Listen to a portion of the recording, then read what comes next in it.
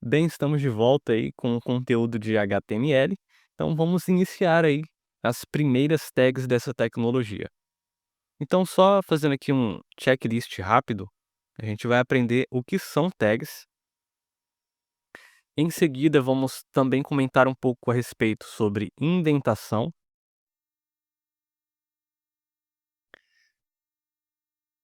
E por fim, para fechar, sobre a anatomia de um site, tá bom? Anatomia de um site. Então vamos começar com a seguinte pergunta: o que são tags?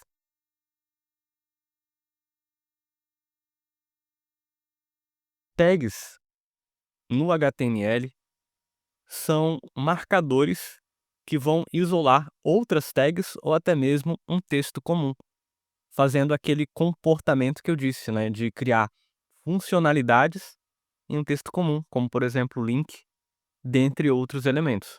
Então, uma tag, ela sempre vai iniciar com um sinal de menor que e finalizar com um sinal de maior que. Dentro desses símbolos, vamos ter o nome da tag. Então, por exemplo, HTML. Perfeito até aqui? Bem, existem tags que trabalham em pares. Então, se eu tenho uma tag inicial HTML, eu vou ter outra tag da mesma forma, sinal de menor e maior que, e o nome da tag HTML. E temos ali como a primeira ocorrência a tag de abertura e a seguinte como tag de fechamento. Mas não pode ficar dessa forma aqui. Eu preciso diferenciar a tag de fechamento. E como é que fica isso? Basta colocar aqui uma barra antes do nome da tag. Dessa forma eu tenho uma tag de abertura, vou inclusive especificar aqui, tag de abertura, e essa outra, uma tag de fechamento, por conta dessa barra antes do nome da tag.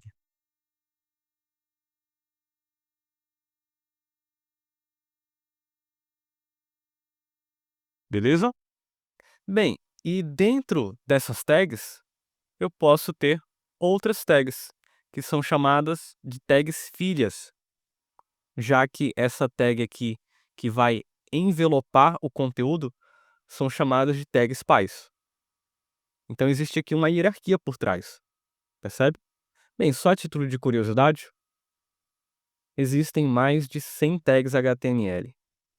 É claro que você não precisa se preocupar em aprender todas elas de uma só vez. Vamos aprendendo conforme a necessidade do projeto. Tudo bem? Bem, então vamos partir para o ponto de indentação, que também é algo importante aqui. Você vai ver que quando a gente for abrir o editor e colocar a mão na massa, de fato, vamos ter um arquivo mais ou menos assim. Na primeira linha, um doctype, para indicar que é um arquivo HTML, e nas demais linhas, as tags propriamente dito. Então vamos criar uma estrutura bem simples aqui. HTML, vamos ter também um head, para quem lembra aí do inglês, head, cabeça, né? Então temos aqui uma seção de cabeçalho para o nosso documento. Olha só que interessante. E como já foi mencionado, se eu tenho uma tag de abertura head, eu tenho que ter uma tag de fechamento. E entre essas tags, eu posso ter outras tags que são as filhas da tag pai. Em um documento HTML, eu também vou ter ali uma tag chamada body. Novamente, aí para quem lembra do inglês, body significa corpo. Então, o nosso documento também vai ter um corpo, que é justamente o conteúdo visível que será exibido pelo browser. Então, eu posso ter também conteúdo aqui de texto ou até mesmo outras tags. Se eu tenho uma tag de abertura body, também tenho uma tag de fechamento. Vocês já aprenderam como se faz, né? Preciso de uma barra antes do nome. Então, barra, body, E aqui eu tenho a nossa tag de fechamento. E aí, tá faltando alguma coisa aqui ainda? Se você percebeu, ainda falta também a tag de fechamento do HTML. E talvez você se questione, e a tag de fechamento do doctype? Bem, o doctype é uma declaração aqui que serve apenas para indicar que esse documento é do tipo HTML, tá? Além, claro, das extensões quando formos aprender a salvar o arquivo. Mas, a princípio, é isso daqui. Temos, então, uma estrutura base de um arquivo HTML. E o que seria a indentação, né? Por que ela é importante? Da forma como está aqui, o browser não teria o menor problema em renderizar, em interpretar esse código. O problema está em nós, desenvolvedores. Para facilitar a leiturabilidade do código, a gente precisa criar essas chamadas indentações, né? As indentações são esses pequenos recuos do texto. Então, não colocamos imediatamente abaixo ali da linha. A gente dá alguns espaços e começa a colocar os outros conteúdos. Então, da mesma forma que temos aqui, por exemplo, tags filhas da tag pyhead ou as tags filhas da tag pybody, você percebe que as tags head e body também são filhas de HTML? Então, podemos, da mesma forma, criar uma indentação para elas também.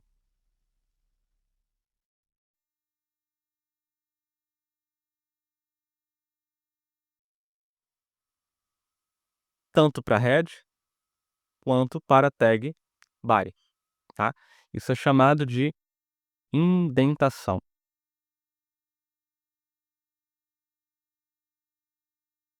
Perfeito? Isso é um padrão, uma convenção que ajuda, você vai perceber daqui para frente, a leiturabilidade do código. É mais fácil você analisar o código com essas quebras de espaço. Perfeito? Então, eu já recomendo que você adote essa prática, tanto aqui nos arquivos HTML, quanto nos demais códigos que vamos ver daqui para frente, tá bom? Bem, para fechar, vamos também dar uma olhada rápida aqui em uma anatomia bem básica de um site, só para vocês pegarem aí alguns nomes técnicos.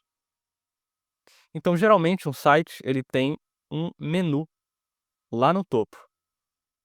Temos aqui também uma seção de destaque, logo no início da página, um título com algumas informações nas seções seguintes, e lá embaixo temos o rodapé do site, o fechamento da nossa página. E para cada uma dessas partes existe um nome específico. Então, por exemplo, aqui temos já o conhecido menu. Nessa seção de destaque, né, geralmente uma imagem bem chamativa ou algum serviço ali que o site oferece como uma parte principal, né, da empresa. Temos aqui a seção Hero, que é a seção de destaque. E em seguida vamos ter as demais seções, né? Então também podemos ter as sections. E finalizando ali com o fechamento da página, o footer, que é justamente o rodapé da página. Beleza? Então temos essa anatomia, claro, de forma bem simplista, de um site.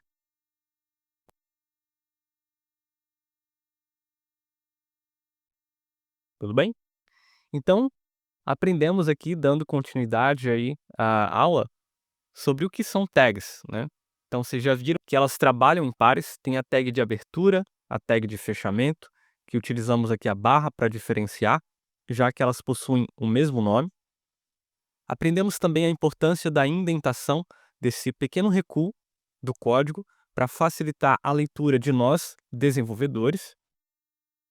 E também alguns nomes aqui, como menu, hero, section, footer, que faz parte da anatomia de um site. Legal? Bem, então na próxima aula vamos de fato colocar a mão na massa, abrir o Visual Studio Code e ver como as coisas funcionam com tecnologia. Nos vemos na próxima aula.